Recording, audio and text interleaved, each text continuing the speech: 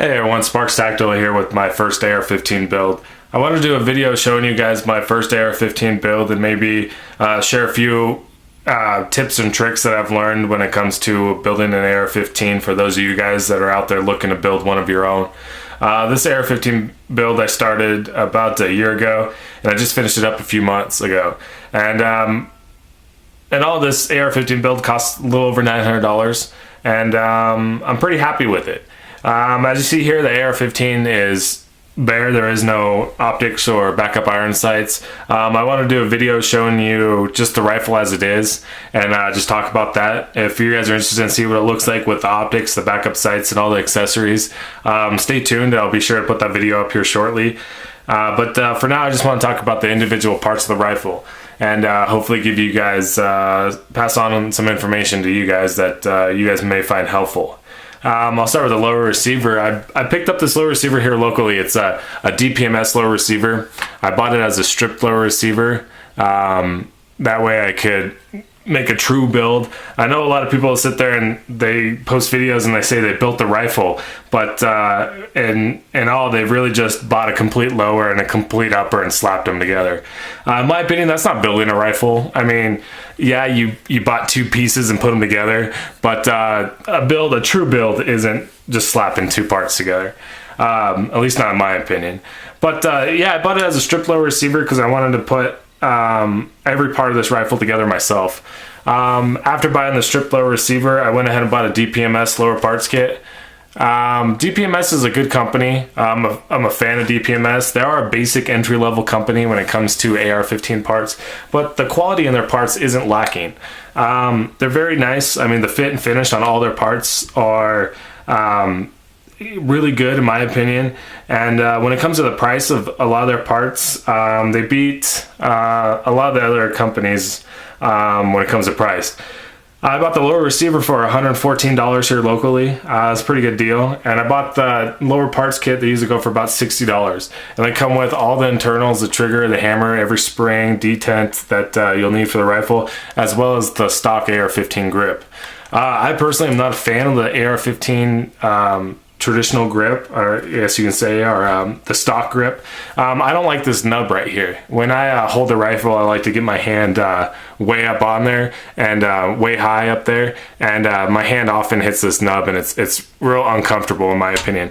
So that's one of the things I want to change, among other things on this rifle. The standard trigger guard comes with a lower parts kit, and I'm not a fan of the standard trigger guard either.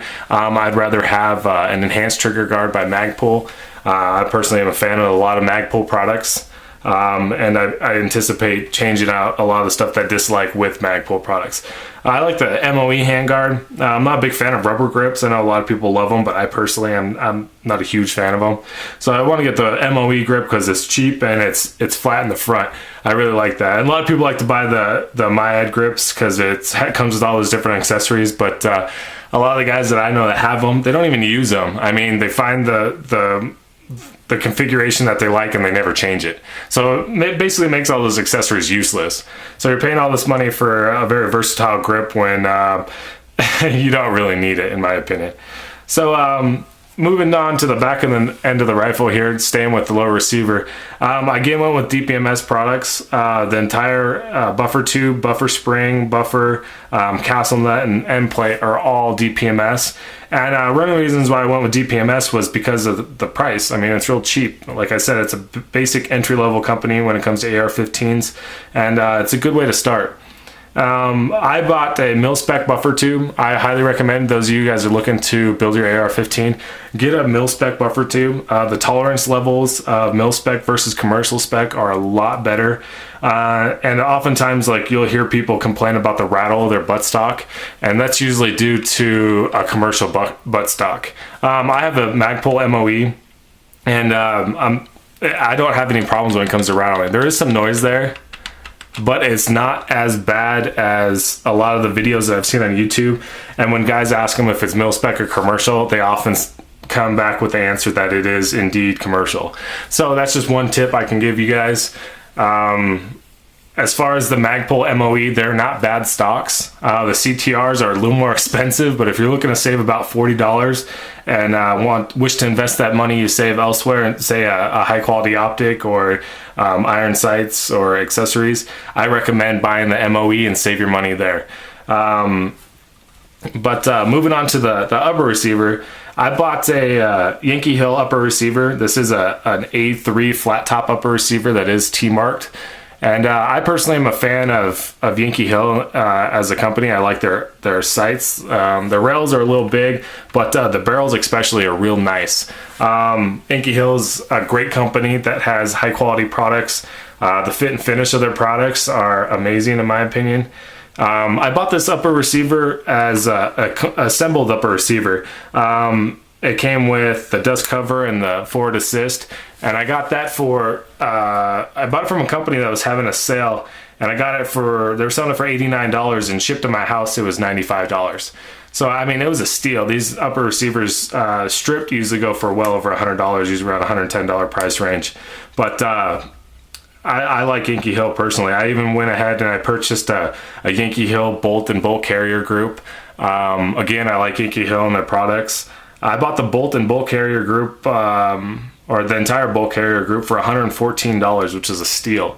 So I highly recommend, guys, if you guys are going to buy a lot of your products online, I recommend shopping around and don't buy just from one company. And when you find a product that you like, don't just buy it right away. I recommend sitting on it, maybe shopping around a little bit longer, and you'll find deals, and you'll save a lot of money that way, and you can invest that money into, like I said, optics and other high quality products. But that's the biggest thing I recommend is if you shop online, definitely shop around. If you buy locally, expect to pay more. That just comes with the territory of buying from local gun shops. I mean, businesses nowadays are it's real costly to run, and that definitely affects the retail price of a lot of the products they sell.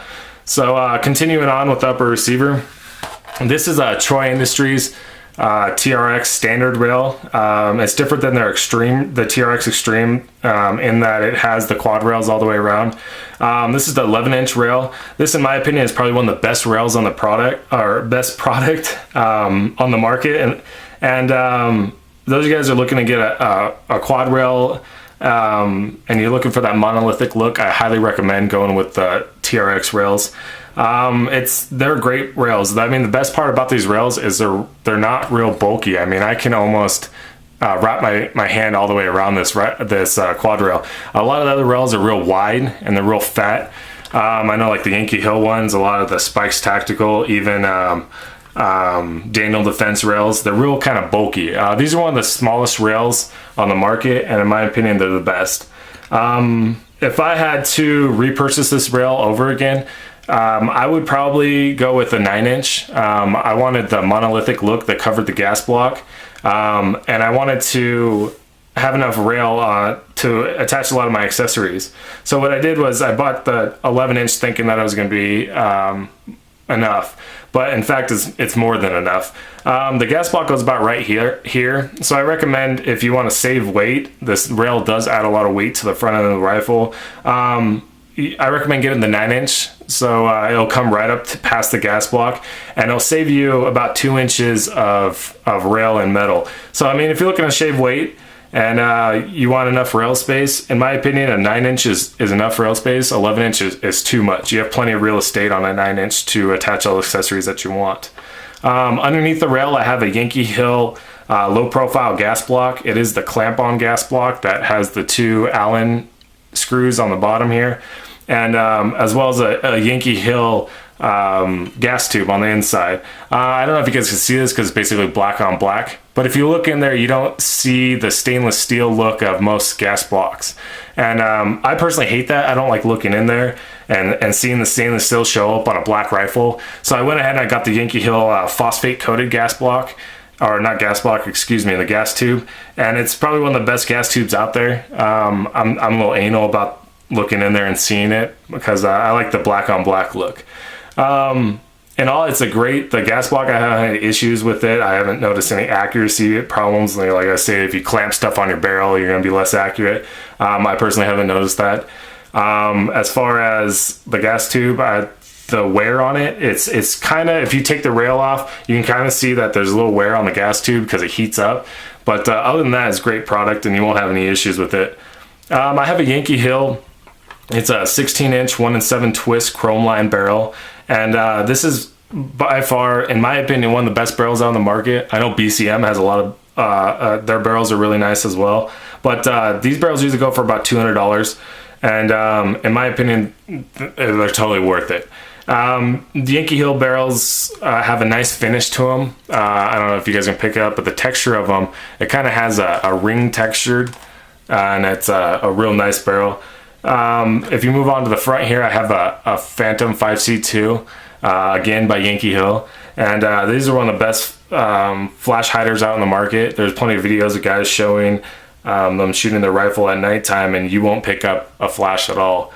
As far as the muzzle brake capabilities of it, it's pretty loud. I noticed that it's a lot louder than your standard bird cage or any other muzzle brake. I know I had a buddy of mine that has an AR15 and we went out and shot. One of the things he said was it's noticeably louder than his. So, but the flash capabilities are definitely by far one of the best. Moving on down here, I think I forgot to talk about the PMags. Those of you guys that are looking to buy magazines, I recommend don't buy any other ones, just buy the PMag. Not because of their quality or they're bad. The PMags are far superior. I haven't had anybody, I haven't had any issues, or I haven't heard anybody that have had issues with PMags. And those who have, I kind of question their credibility. They're just great magazines and you can't go wrong with them. If I was to give my rifle an overall completion rating, I'd probably give it about an 80%. Like I said, I do want to change out the grip, and I do want to change out the trigger guard. I'm not a huge fan of it. As far as the trigger goes, I'm pretty happy with the basic stock trigger. It's not too bad. I know a lot of guys complain about it, but I'm not one of those that are overly anal about my trigger. And other than that, it's a real nice rifle. The total cost of this rifle, if you guys are wondering, to build it as is, was $970. And that was including shipping. So, I mean, those of you guys who are looking to buy online, think it's going to be real expensive. I recommend maybe shopping online. You'll find better parts, or better prices, I mean. And one of the reasons why my price actually could have been a lot lower, the overall build. But I did buy, I was in a local gun store, and they did have the TRX in stock. So I thought I'd support my local gun store. I probably paid about $30 more than I could have, $30 more than I could have gotten it online. So I got this for about $190.